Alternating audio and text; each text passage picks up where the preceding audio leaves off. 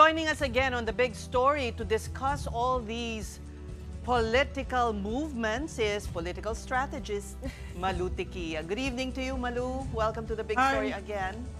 Hi, good evening, Ces. Good evening, Sean and Pauline, and good evening to your televiewers. Let's tackle the revamp that never was. What's your take on it? Yes, that is supposed to be a revamp, and by definition, a revamp doesn't only cover 2 secretaries or 3 secretaries. It tries to realign whatever happened during the May 2025 elections and an assessment of where the president is going to bring this country in the next 3 years. So right off, it took them almost 2 weeks to complete such a performance evaluation. The public has not been informed on the KPIs, the key performance indicators that were used, or the metrics that were used in order to say, oh, alis ka dyan, who's this, Solicitor General, o alis ka dyan, Secretary of Natural Resources, or alis ka dyan, DOE. If you look at the Administrative Code of 1987, there are 25 cabinet rank members of the official cabinet of the president. Today, we saw 22 who were the courtesy resignation was not accepted.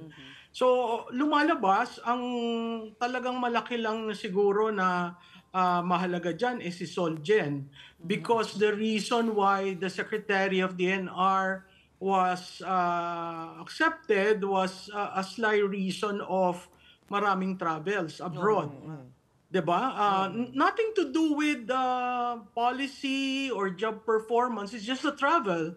But if you look at the travels, most of those are in connection with climate change, in connection with SGD. Yung SGG, hindi naman tayo kayang mag-exist on our own. Yung climate change, talagang yan ang kabisado si Secretary Yulo. No? And then you have DOE, who was, he was asked to handle environment and natural resources. Energy is extractive, and DNR Parang is turnaround, no? Of perspective. So kung titingnan mo, sino talaga ang pinunto? Mukhang ang pinunto lang naman is si Solgen. Dahil pro-Duterte siya. Yes, and di ba there was a time that he said, I cannot defend the state on... Yes. So sana ang ginawa na lang, pero mong 2 weeks yan na buong bureaucracia naka-frozen delight. Hindi maintindihan kung gagalaw ba tayo, itutuloy ba natin ang programa natin, yung procurement ba natin, itutuloy natin, sinong pipirma. Ang daming naantala. Kaya nagtataka ako nung sinabi niya na yung EDSA rehab, huwag mo nang ituloy kasi hindi maayos yung cost-benefit analysis. Malu, that's what I wanted to talk to you about, no? So after nung midterm election, so nagulat tayo sa mga resulta, tapos biglang itong revamp na parang hindi naman, and then yung EDSA rehab na hindi naman. So a lot of people are saying this is sending a lot of signals, no? Sign daw of weakness of the administration. Are you saying the same thing? Meron pa kaming hindi nakikita dito? Parang urong-sulong, wishy-washy, hindi alam. Kitang-kita nyo, hindi nga hindsight ito eh. Kasi ang hindsight 2020, ito talagang kitang-kita natin na bago pa mangyari yung revamp, nakikita na natin na uurong ito. Diba? From the, anong una niyang ginawa? It was the podcast. The podcast, the reconciliation thing. And then suddenly turned 180 degrees. And then after that podcast where he acknowledged his fault and alam ko hindi nyo nararamdaman, 'di ba, ang gobyerno ko. So after that, then came the 2-week hindi daw purging, sabi ni ES, but you know, when you have the same economic team who practically did the GAA and then the PhilHealth, diba? Parang, hello? And then you have the national security cluster that actually played a very important role in the ICC in the rendition of the former president. And then everyone was saying, oh, baka naman yung agriculture kasi matagal lang pinangako yung 20 pesos Oo na nga. rice. Pero they proved that it can be done, pero hindi naman nila rino-roll out nationwide. So I don't know what happened to that. And then you have that PR stunt on a Sunday when the whole family was there to take a ride on the MRT3, which actually opened a lot of problems because they didn't know how to buy the ticket, how to insert the ticket, di ba?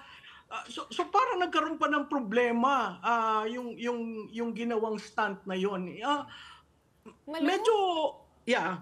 Malu, nabanggit mo na rin before ko makalimutan, no, Secretary Anyo, medyo vague yung sagot ni E.S. Bersamin doon. May alam ka ba? Anong basa mo doon? I mean, he did say there will still be more blood. But he said hindi dumaan sa kanya yung courtesy resignation. Does that mean dumiretso kay Presidente? Because there's still no verdict on that. Alam mo yun ang problema Who is the team who is going through the process of evaluating all these secretaries? If there is a team, siguro naman kailangan sabihin kasi hindi alam ni ES. So for one, I was expecting that ES will be relieved. Si SAP will be relieved because he was involved in so many issues during the campaign. There was talk that the PMS secretary will be removed. And definitely the whole communication team. Yun yung aking bet. Pero sabi ko, ano ba yan? Parang mali But we yata ang don't aking see Attorney Claire that often lately. Well, rightfully, kasi, when you insert someone during the campaign and the role is just to blame Duterte, I don't know if she had a role in the nosedive of the president in terms of trust.